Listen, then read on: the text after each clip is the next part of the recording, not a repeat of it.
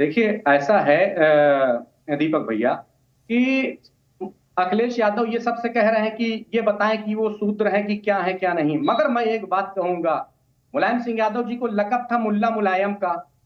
तो जब मुलायम सिंह यादव जी को लकब मुल्ला मुलायम का था तो अखिलेश यादव जी भी तो मुल्ले हुए। बस फर्क इतना है कि वो कट मुल्ले नहीं है। सुन लीजिए, चिल्ला चिल्ला के दिमाग खराब कर किया हुआ है।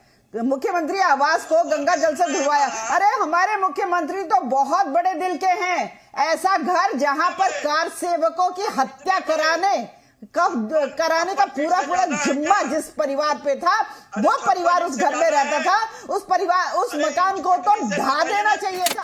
बीजेपी की हिंदू आस्था को धर्म की राजनीति से जोड़ा जा रहा है। इसी पर बड़ी बहस सुनिए, जिसमें समाजवादी पार्टी और एआईएमआई के जोरदार झड़प पर बीजेपी का तंज। बात करूंगा उससे पहले कि सतीश जी समाजवादी पार्टी के प्रवक्ता ये कह रहे थे कि स्वामी प्रसाद मौर्य का वो जो बयान है वो उनका व्यक्तिगत बयान है। मैं उनसे ही ये भी पूछना चाहता हूं चैनल के माध्यम से कि ऋचा सिंह और रोली मिश्रा को जब पार्टी से निकाला गया तो उनका भी तो निजी बयान हो सकता था। तो उनको तो ये कहे कि पार्टी से बाहर कर दिया गया कि आप पार्टी विरोधी गतिविधियों में संलिप्त हैं, इस वजह से आपको पार्टी से बाहर निकाल दिया जाता है। एक उन्होंने फिर कोई आवाज नहीं उठाई। अब बात मैं करूंगा भारतीय जनता पार्टी की। आज उत्तर प्रदेश के अंदर दीपक भैया हुकूमत जो है वो तालिबानियों की है, वो मुल्लों की है हुकूमत। अगर यहाँ पर भारतीय जनता पार्टी की हुकूमत होती तो स्वामी प्रसाद मौर्य जेल में होता। ये आपको 100% बात बता, राम भक्त बर्दाश्त न करते किसी भी कीमत पर। स्वामी प्रसाद मौर्य ने जो उदंडता दिखलाई है, मगर क्या करें, यहाँ तालिबानी उत्तर प्रदेश में हुकूमत है, मुल्लों की हुकूमत है। इस वजह से रामचरितमानस का रोड पर क्या नाम है अपमान हो रहा है और रामचरितमानस को क्या नाम जलाया जा रहा है, रामचरितमानस को गरियाया जा रहा है। मगर हिंदू धर्म की भावनाएं आहत हो रही हैं। मगर मजबूरी हमारी है कि इन मुल्लों की सरकार हटा देने वाली बात करते हैं, इस वजह से हम कुछ नहीं कर पा रहे हैं। एक मिनट सुन लीजिए, जो भाई आप क्यों प्रवक्ता है ना जो 15 मिनट केवल इस देश की पुलिस हटाने की बात करते हैं भाई, इतना क्यों आप एनएसए नहीं लगती बात तो सुन लीजिए और उनपे एनएसए नहीं लगती। शायद आप उन्हीं के प्रवक्ता लग रहे हैं मुझे। नहीं, कह दीजिए हाँ या ना। फरहान भाई, मैंने आपसे कोई ऐसा प्रश्न नहीं किया है कि जिसका उत्तर आपके पास ना हो। दीपक भाई बोल रहे हैं तब मैं बोलूंगा। क्या आप उसी पार्टी के प्रवक्ता है ना जिनके नेता ने कहा था तुरंत आ रहा हूं आपका। फरहान जी कंक्लूड करिए प्लीज, कंक्लूड करिए अपनी बात। और उनने लॉजिकल सवाल पूछा, कपिल भाई ने इसमें बुरा मत मानिए, मामले में इंटरफेयर नहीं किया है। थोड़ा धैर्य रखा करिए। और दूसरी चीज, जो समाजवादी पार्टी के राष्ट्रीय अध्यक्ष अखिलेश यादव जी, कोई नहीं हो सकता ना, देश की एकता और अखंडता से बड़ा कोई नहीं हो सकता है। और मैं उसी प्रश्न को पूछ रहा हूं कि क्या आप उसी पार्टी से हैं? देखिए ऐसा है दीपक भैया कि अखिलेश यादव ये सबसे कह रहे हैं कि ये बताएं कि वो शूद्र है कि क्या है क्या नहीं। मगर मैं एक बात कहूंगा, मुलायम सिंह यादव जी को लकब था मुल्ला मुलायम का। तो जब मुलायम सिंह यादव जी को लकब मुल्ला मुलायम का था तो अखिलेश यादव जी भी तो मुल्ले हुए। बस फर्क इतना है कि वो कट मुल्ले नहीं है। बस फर्क इतना ही है। बाकी तो उन्हें भी तो लकब मुल्ले का था। और उत्तर प्रदेश में 86% वोट देकर लोगों ने ये सिद्ध कर दिया कि वो मुल्ले हैं। परिभाषा तो फिर वो क्यों क्या नाम है कह रहे हैं कि हम शूद्र हैं कि क्या है? ये जबरदस्ती क्या नाम वाली बात करने वाली बात। उनको तो कहना चाहिए छाती ठोक कर कि हम मुल्ले हैं, हम कट मुल्ले नहीं है, हम मुल्ले हैं। उनको कहना चाहिए था। कपिल जी क्यों नहीं कह पाते? अब इसके बाद मैं दूसरी बात रखना चाहूंगा भाई, आप उसमें था भाई बुलवा लीजिए। और वो बता नहीं रहे कि आप 15 दिन के लिए जो पुलिस हटवा रहे थे उसमें आप क्या करना चाहते थे देश में? मैं आपकी बात का जवाब जरूर दूंगा, मगर आप इस तरीके से नहीं पूछ सकते। मैं तब से बिल्कुल दूंगा। फरहान साहब ये तो बता दीजिए, योगी जी ने जो किया वो ठीक है ना? ये तो बता दीजिए हाँ या ना, खत्म करिए जवाब। बैठने के बाद मैं सबको शालीनता से सुना। ये इनके अंदर धैर्य नाम की चीज है। ये समाजवादी विचारधारा बताती है, समाजवादी विचारधारा हो सकती है, समाजवादी विचारधारा ये नहीं बताती है। नाराज क्यों हो रहे हैं? अगर भाई मैं कहता हूँ अच्छा तो फिर आप स्वीकार करिए ना कि अखिलेश जी मुल्ले हैं। अगर तो आप स्वीकार कर रहे हैं ना कि अखिलेश जी मुल्ले हैं। आप अखिलेश जी को मुल्ला मान रहे हैं ना? आपको क्या दिक्कत? आप अखिलेश जी को स्वीकार करते हैं। अरे मैं कह रहा हूँ आप स्वीकार कर लीजिए कि अखिलेश जी मुल्ले, हमें कोई दिक्कत। मगर आप जो शूद्र की बात कर रहे हैं मुझे इससे बहुत आपत्ति थी। पुलिस हटा दीजिए, बताते हैं कि आपकी क्या औकात है। ये जिसने कहा वो एनएसए में जेल क्यों नहीं गया? देखिए ऐसा है, रामचरितमानस का पाठ करवाएं, रामायण का पाठ करवाएं, मुझे कोई दिक्कत नहीं है।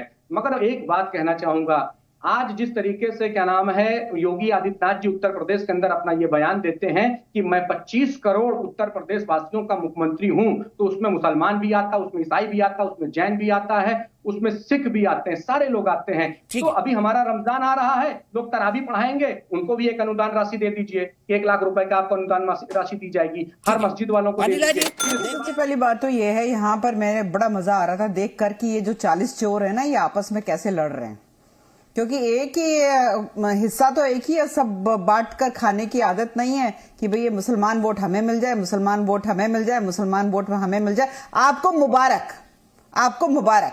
कार्य जितने हो रहे हैं इस प्रदेश में बिना भेदभाव के हो रहे हैं, मानना है तो मान लीजिए, नहीं मानना हो तो मत मानिए। और देखिए, जहां तक एक बात आप शांत होकर सुनिए, कपिल श्रीवास्तव ने यहाँ पर कहा कि गंगा जल से मुख्यमंत्री आवास को, सुन लीजिए, चिल्ला चिल्ला के दिमाग खराब कर किया हुआ है, मुख्यमंत्री आवास को गंगा जल से धुलवाया। अरे हमारे मुख्यमंत्री तो बहुत बड़े दिल के हैं, ऐसा घर जहां पर कार सेवकों की हत्या कराने का पूरा जिम्मा जिस परिवार पे था, वो परिवार उस घर में रहता था, उस मकान को तो ढा देना चाहिए था, नया मकान बनाना चाहिए था। योगी आदित्यनाथ जी का तो दिल इतना बड़ा है, केवल गंगा जल से धुलवाई दिया।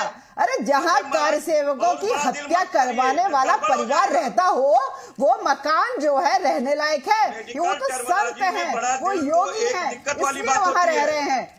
ऐसे लोग, ऐसे परिवार उस घर में रह रहा था। दूसरी बात ये है, यहाँ पर ये रामचरितमानस की चौपाई सुनाकर सतीश जी कह रहे थे कि महिलाओं का अपमान हो रहा है, महिलाओं का अपमान हो रहा है। सबसे पहली बात तो ये है कि उनको ज्ञान मात्र कुछ है ही नहीं। कपिल जी हर बार हर किसी के बीच में नहीं। अरे ये शक्ति पर्व है, नवरात्र क्या होते हैं, शक्ति पर्व होते हैं, शक्ति का अर्थ होता है माँ भगवती। माँ भगवती कौन है? माँ भगवती कौन है? नारी शक्ति जो है माँ भगवती है। आप नारी सम्मान का अपमान कर रहे हैं जब ये कह रहे हैं कि उत्तर प्रदेश में दुर्गा सप्तशती का पाठ नहीं होना चाहिए। ये जो 40 चोर यहाँ बैठकर कह रहे हैं कि दुर्गा सप्तशती का पाठ नहीं करिए ये, प्लीज कपिल जी, मैं आपसे रिक्वेस्ट कर रहा हूँ, हर किसी के बीच में मत बोलिए। और ये फोटो आपने दिखा दिया है, कई बार दिखा दिया है। मक्कारों आप देखो, फर्क साफ है, फर्क साफ है। जब योगी आदित्यनाथ मुख्यमंत्री बने तो आस्था का सम्मान हुआ, लाल टोपी के गुंडे वाले जब सरकार में थे तो केवल जालीदार टोपी वालों का सम्मान होता था। आप भी देखो, नहीं आप भी देखो साहब, आप भी देखो, आप दिखाओगे फोटो, मैं भी दिखा सकती हूँ। केवल जालीदार टोपियों का सम्मान कर रहे थे। 1300 करोड़ की दीवारें बनवा दी, कब्रिस्तान की बात कर रहे हैं यहाँ आप लोग ना। आपने आज जो सम्मान हो रहा है आस्था का, मंदिर जो है आप जाकर देखिए क्या चमचमा रहे हैं, सबका जीर्णोद्धार हो गया। हाँ, बाबा विश्वनाथ के दर्शन करने जाइए, आप माँ शाकुंभरी के दर्शन करने जाइए, अयोध्या देखो, आप जाकर वहां जाओ, विंध्यवास में जाओ, रामायण सर्किट यहाँ बन रहा, बुद्ध सर्किट यहाँ पर बन रहा है। बात क्या कर रहे हैं आप? मजा जाकर तो देखिए क्या हो रहा है। पर आप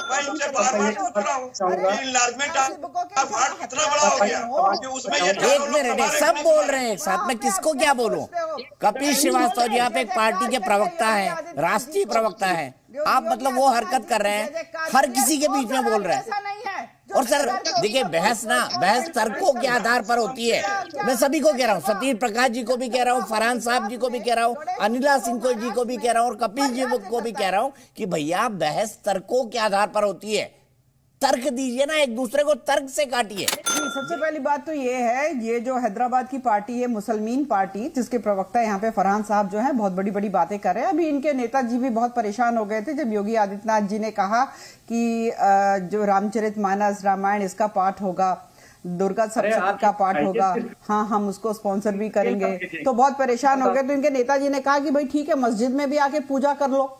मुझे सुनने में ये आया है, correct me if I am wrong, कि ओवैसी जी ने कहा तंज कसा, जब उन्होंने देखा सनातन आस्था इसका सम्मान ये पूरे पर्व में होगा, फिर से एक उत्साह के साथ पूरा मनाया जाएगा त्योहार, तो उन्होंने कहा मस्जिद में भी आके पूजा कर लो। ये भैया उनका स्टेटमेंट है, सोच लो। उन्होंने दावत दे दी है, कल को सनातनी मस्जिद में घुसकर पूजा करने लगेगा तो आप ये मत कहना कि उत्तर प्रदेश में क्या हो रहा है, क्योंकि तौकीर रजा जैसे तौकीर रजा जैसे घटिया लोग कहते हैं हमारा जहां मन आएगा हम वहां नमाज पढ़ेंगे, हम सड़क पर भी पढ़ेंगे, हम पार्क में भी पढ़ेंगे। तो सड़क पे पढ़ो नमाज, पार्क में पढ़ो नमाज, हम मना नहीं कर रहे हैं, पर कानून के दायरे में रहकर करो। और आपके नेता ने ना कपिल जी ऐसा ना करिए, जब भी अनिला जी बोलती है आप चिल्लाने लगते हैं। सिर्फ अनिला जी को बोलने दीजिए प्लीज, कंक्लूड करने दीजिए उनको।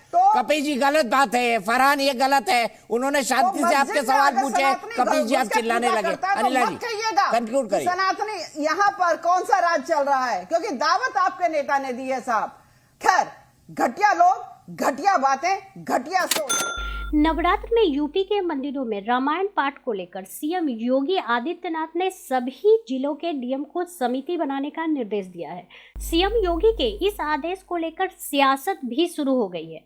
पूर्व सांसद एवं एसपी एमटी ओबीसी परिसंघ के राष्ट्रीय अध्यक्ष डॉक्टर उदित राज ने सीएम के फैसले को गलत बताया है। उन्होंने कहा कि समिति गठन करने के काम में डीएम को लगाना कतई उचित नहीं है। डीएम के पास कई और भी जरूरी प्रशासनिक कामकाज होते हैं। डॉक्टर उदित ने कहा कि धार्मिक गतिविधियां लोगों पर छोड़ देनी चाहिए। उन्होंने कहा कि भारत धर्मनिरपेक्ष देश है। सरकारी स्तर पर रामायण का पाठ होने से अन्य धर्म के लोग आखिर कहां जाएंगे, इससे लोगों में गलत भावना पैदा होगी। उन्होंने आरोप लगाया कि यही वजह है कि आज देश में खालिस्तान की मांग उठने लगी है। डॉक्टर उदित राज ने सीएम योगी पर लोगों को बांटने के लिए प्रोत्साहित करने का आरोप लगाया है।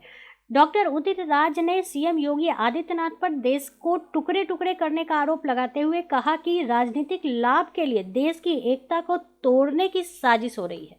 इन सब को लेकर आपकी क्या राय है, हमें जरूर बताएं। हमारे साथ जुड़े रहने के लिए चैनल को लाइक एंड सब्सक्राइब करना ना भूलें।